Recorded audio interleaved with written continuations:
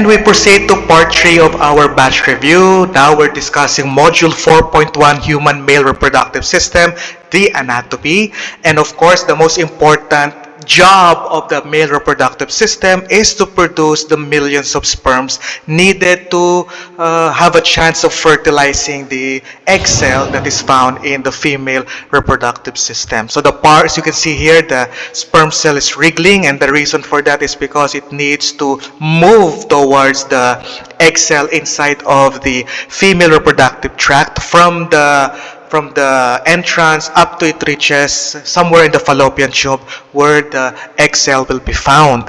So the parts of the sperm cell that you have to take note of would be the head, the midpiece, and the tail. So the head will contain the nucleus. Inside the nucleus, the DNA, and at the tip of the head will be the acrosome. The mitochondria will be contained inside the midpiece, which will be providing the energy for the tail to continue on moving so that the sperm cell will be propelled towards the egg cell, or at least try to propel itself towards the egg cell. Now, one important question is, what is the function of the acrosome?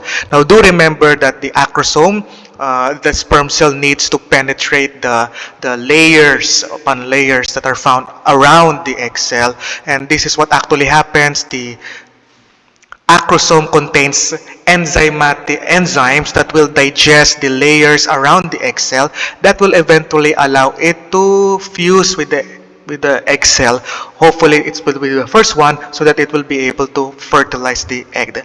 Now you will be seeing in the video here the sperm cells, and one of the sperm cells will be going towards the layers of surrounding the egg cell, eventually reaching the zona pellucida.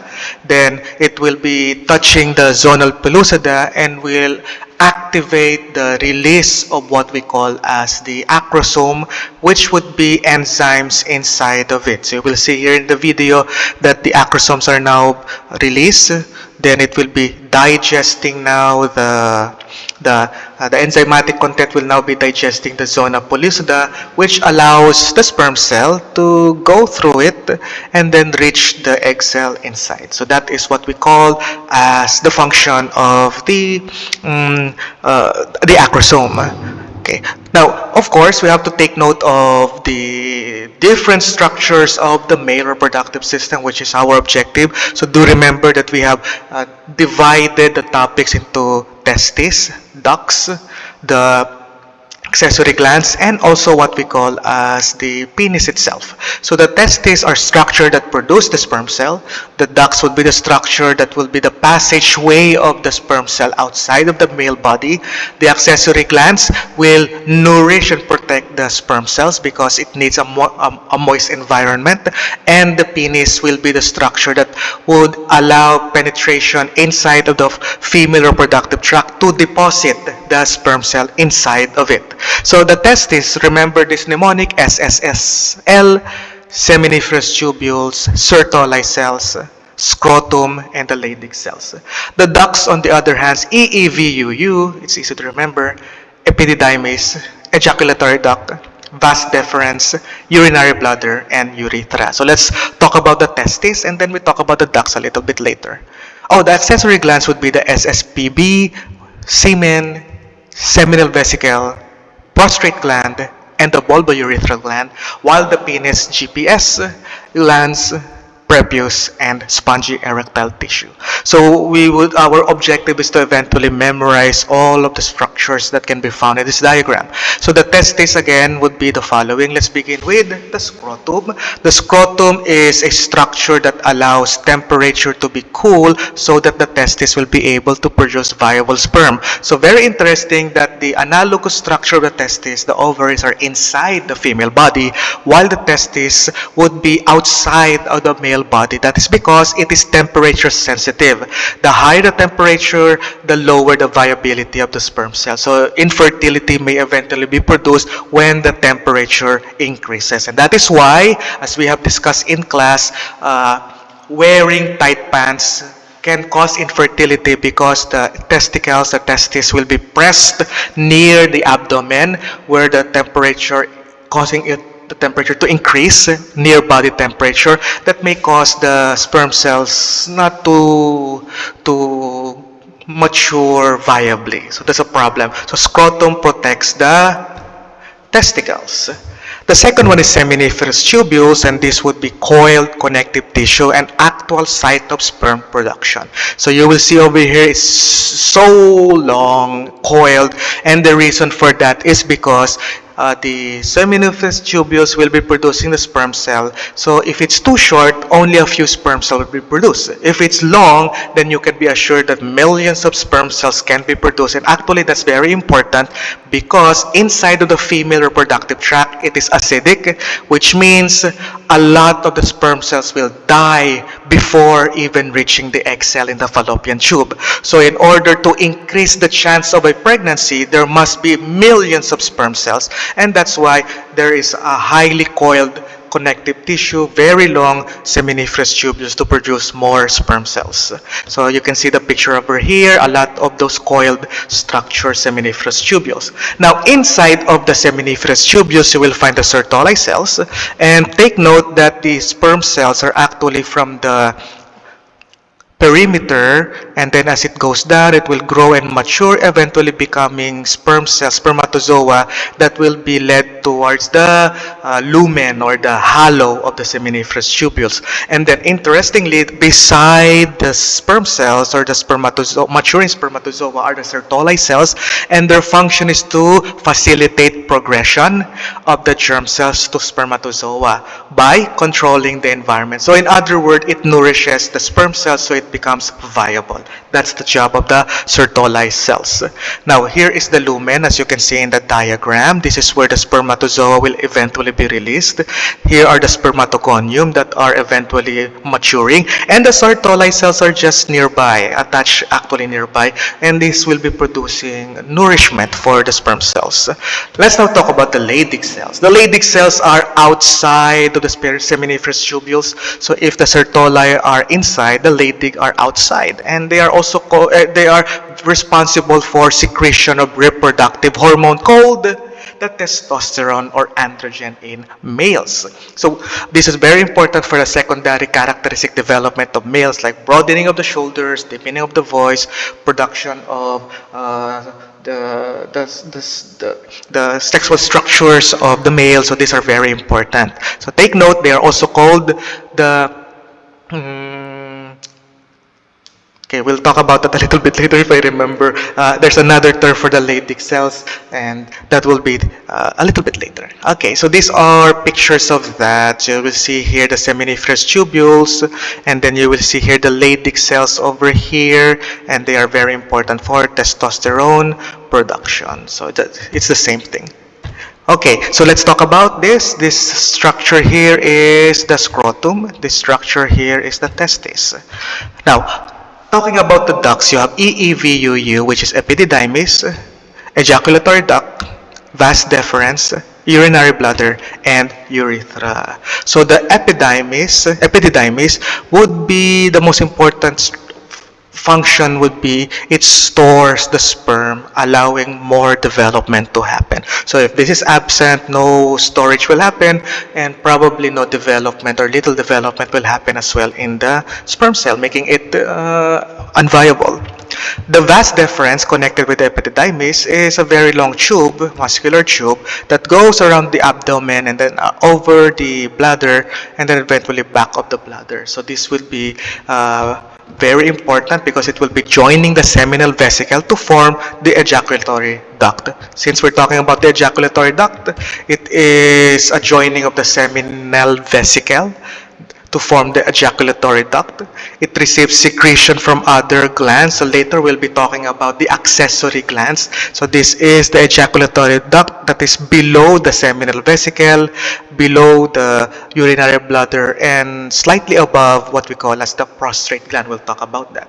Okay, now the urinary bladder and the urethra, this is the last passageway of the sperm cell before going outside. So the bladder is sac-shaped, stores the urine, and the urethra is the passage. And interestingly, it conveys both urine and also the semen. So take note, since urine is acidic and it some of the urine will still be remaining in the urethra, it can kill sperm cells. So that's why there is a need for an accessory gland that will clean up later the urethra of the clean up the urine so that the sperm cells will not die because of high pH of the urine. So we'll talk about that a little bit later. So what are the passages here? We have the epididymis over here. You can see that. The long tube here is the vas deferens.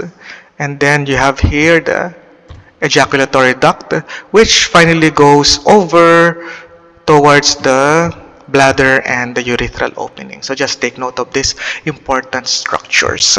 Okay, accessory glands, SSPB. So you have the semen, the seminal vesicle, prostate gland, and bulbourethral gland. So this will be nourishing and protecting the sperm cells. The semen is actually very important since the sperm cells cannot travel outside alone because it will dry up. Other moisture, other liquids must be present to nourish and protect it. So take note that the secretions of all of these three accessory glands would be the characteristic color will help you determine that. So for the seminal vesicle, it is secreting a thick yellowish fluid that protects and nourishes the sperm, and then it contributes about 60% of the total volume of the semen. So you can find it at the back of the bladder on top of the prostate gland. Remember, yellowish fluid, 60% of the total volume. The prostate gland, milky alkaline fluid, and it nourishes the sperm and also protects it. So very important. And take note, prostate gland squeezes the fluid out into the urethra during ejaculation. Now do remember that I told you that males should have their self checked when they're 50 years old because prostate gland cancer can be a problem.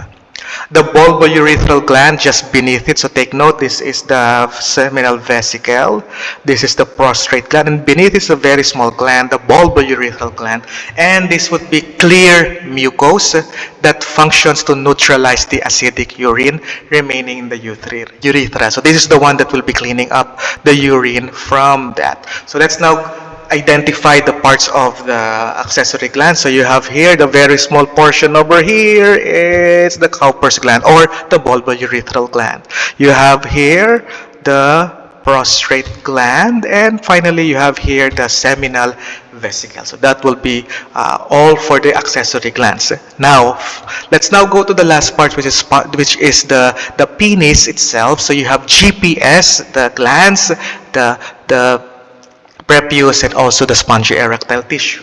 Now for the spongy erectile tissue, this is the one during sexual arousal, the erectile tissue will be filled with blood from the arteries, which causes the erection. So you can see here the blood will be flowing inside here, causing it to become stiffened and causing the erection. Now the erection is very important because this will allow the insertion of the male structure inside of the female structure called the vagina. Without this erection, then it will not be able to enter the female reproductive tract, thereby it will not be able to deposit the semen. So there will be no pregnancy that will happen, and that is what we call as erectile dysfunction. So it's very difficult to have a pregnancy between the couple if the penis will not be erect, or there will be no stimulation, or there will be a dysfunction of the erectile tissues. Now the glands would be called the head of the penis, and take note, it consists of thinner skin and richly supplied with nerve endings, and the reason it has nerve endings because it will be stimulated to cause arousal and the erection of the penis. The prepuce, on the other hand, will be the skin fold or the foreskin. It will be skin surrounding it and essentially protecting the glands. So we talked about circumcision, which will be removal of the prepuce, which may be due because of tradition or because of consideration for cleanliness or hygiene. So let's finish up the drawing here. You have here at this point, although we did not talk about it a while ago, but you know this one. This is the anus. Starting from here, you have here the penis glands and the foreskin over here. Then you have the pubic bone over here.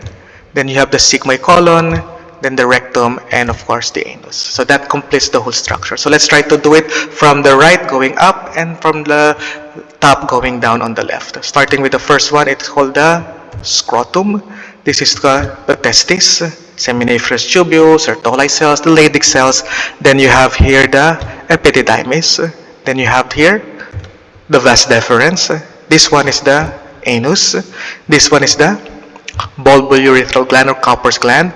And then you have here the prostrate gland. This one is the ejaculatory duct, the seminal vesicle. This is the colon or the rectum, and this is the colon. Then going up here is the bladder, the pubic bone. You have here the penis, the corpus cavernosum or erectile tissue, the penis glands, the foreskin, and the urethral opening.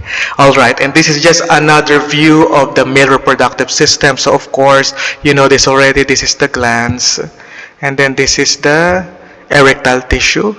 This would be the urethra. This is the back side, so you have the seminal vesicle. This would be the bladder, the ureter, the vas deferens. This one is the prostrate gland or bulbourethral gland, the epididymis, the testicle, and this one is, okay, we forgot that a little while, but this is the prostrate gland, and that will be ending the whole discussion.